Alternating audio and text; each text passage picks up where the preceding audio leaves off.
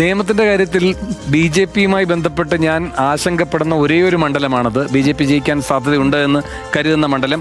അങ്ങനെ സംഭവിക്കാതിരിക്കാനുള്ള സാഹചര്യം ഉണ്ടാകട്ടെ എന്നും എനിക്ക് ആഗ്രഹമുണ്ട് വ്യക്തിപരമായി. പ്രാർത്ഥിക്കുന്നുണ്ടോ? പ്രാർത്ഥിക്കല്ല, അങ്ങനെ ആഗ്രഹമുണ്ട്. ഇത്രയും കാലമായിട്ട് ഈ നീർക്കോലിക്ക് ഒരു ഇംപ്രൂവ്മെന്റ്സ് ഉണ്ടായില്ലല്ലോ. രാഷ്ട്രീയമാകുമ്പോൾ പിന്നെ പ്രാർത്ഥനയല്ലല്ലോ വേണ്ടത്, പ്രവർത്തനവും അതിനകത്തുള്ള രാഷ്ട്രീയ ബോധ്യങ്ങളുമാണ് പ്രധാനം. അത് അവിടുത്തെ വോട്ടർമാരെ ജാഗ്രതയോടെ നയിക്കട്ടെ. ശിവൻകുട്ടി അണ്ണൻ എന്ന തിരുവനന്തപുരം ജാഗ്രതയോടെ നയിക്കാനില്ല, കഴിഞ്ഞു പോളിംഗ്. അതെ, ശരിയാണ്. അണ്ണൻ ജയിക്കട്ടെ എന്നാണല്ലേ. എന്നാലും സമ്പൂർണ്ണ ചാറ്റരുട ബന്ദർക്ക ബച്ചേ. നേമത്ത് കഴിഞ്ഞ തവണ ഇടതുമുന്നണി പൂട്ടിയ അക്കൗണ്ട് BJP വീണ്ടും തുറക്കും. അവിടെ രാജീവ് ചന്ദ്രശേഖറിലൂടെ BJP ഒരു ഇടവേളയ്ക്ക് ശേഷം നിയമസഭയിലേക്ക് എത്തുമെന്ന് തന്നെയാണ് ഞാൻ കരുതുന്നത്. ഒന്നുകുട്ടി,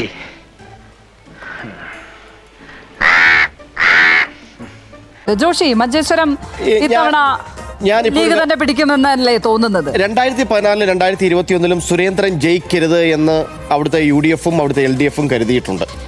ഒടുവിൽ കുറ്റസമ്മതം നടത്തി അല്ലേ? അത് സുരേന്ദ്രന് വലിയ മത്സരം അവിടെ ഉണ്ടാക്കാൻ കഴിഞ്ഞിരുന്നു. സുരേന്ദ്രൻ ജയിക്കാനാണെങ്കിൽ 2014 88 വോട്ടിന്റെ സമയത്ത് ജയിക്കേണ്ടതാണ്. സുരേന്ദ്രൻ അവിടുത്തെ നല്ല സ്ഥാനാർത്ഥി, നല്ല പോരാട്ടം കാഴ്ചവെക്കുന്നുള്ള. പക്ഷേ അവിടെ നമ്മൾ പറയുന്നത് സോ കോൾഡ് ക്രോസ് വോട്ടിംഗ് എന്ന് പറയും. ക്രോസ് വോട്ടിംഗ് അല്ലെങ്കിൽ പിള്ളേച്ചൻ നുണ പറയുന്നതായിരിക്കും. അത് കാലങ്ങളായിട്ട് നടക്കുന്നുണ്ട്, അത് ഇത്തവണയും നടക്കും. അതൊരു പാർട്ടി തീരുമാനമല്ല എന്നുള്ളതാണ് അതിന്റെ പ്രത്യേകത. BJP ജയിക്കരുത് എന്നുള്ള അവിടുത്തെ ഒരു തീരുമാനമാണ്. എന്നിട്ട് ന്യൂനപക്ഷങ്ങളുടെ ഒരു അരക്ഷിതാവസ്ഥ കൂടി അതിന് കാരണമുണ്ട്. അതിന് അവർക്ക് രാഷ്ട്രീയമായ കാരണങ്ങളുണ്ട്. എനിക്കറിയില്ല, അരക്ഷിതാവസ്ഥയാണെന്ന് എനിക്കറിയില്ല. അവർക്ക് രാഷ്ട്രീയമായ കാരണങ്ങളൊക്കെ. ഈ അറിവ് എവിടെ നിന്ന് കിട്ടി? പത്രത്തിൽ നിന്ന് അടിച്ചു മാറ്റിയതാ.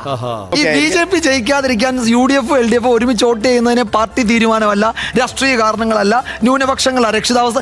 നമ്മളെന്തിനാ അങ്ങനെ ഡെക്കറേഷൻ? അത് ഒരു തീരുമാനം തന്നെയാണ്, രാഷ്ട്രീയ തീരുമാനം. എന്തുകൊണ്ടാണ് ഷാനവാസ് പാദൂര് അവിടെ മത്സരിക്കാതിരുന്നത്? ഷാനവാസ് പാദൂര് മത്സരിക്കുന്നെങ്കിൽ മുസ്ലിം വോട്ട് സ്പ്ലിറ്റ് ആകുന്ന സാഹചര്യം ഉണ്ടാകുന്നു. CPM എടുത്ത രാഷ്ട്രീയ തീരുമാനമാണ് ഷാനവാസ് അവിടെ മത്സരിക്കേണ്ട എന്നുള്ളത്. ഷാനവാസ് കാസർഗോഡ് മത്സരിക്കും, രാഷ്ട്രീയ തീരുമാനം തന്നെയാണ് അത്. നമ്മൾ അതിനെ നിഷ്കളങ്കമായി കണ്ടത് രാഷ്ട്രീയ തീരുമാനമാണ്. BJP അതങ്ങ് തുറന്നു പറഞ്ഞാൽ മതിയല്ലോ.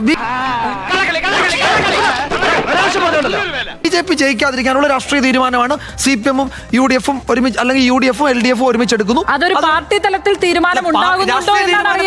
രാഷ്ട്രീയ തീരുമാനം പിന്നെ എവിടുന്നാ വരുന്നത്? രാഷ്ട്രീയ തീരുമാനം സമുദായ സംഘടനകൾക്ക് സംഘടനകളല്ല, അത് സമുദായ തീരുമാനമാണ്. രാഷ്ട്രീയ തീരുമാനം വരും. അവിടെ എങ്ങനെയാണ് രാഷ്ട്രീയ പാർട്ടികൾക്ക് ഷാനവാസ് പാദൂര് മത്സരിക്കേണ്ടെന്ന് ഏത് സമുദായമാണോ തീരുമാനിച്ചേ?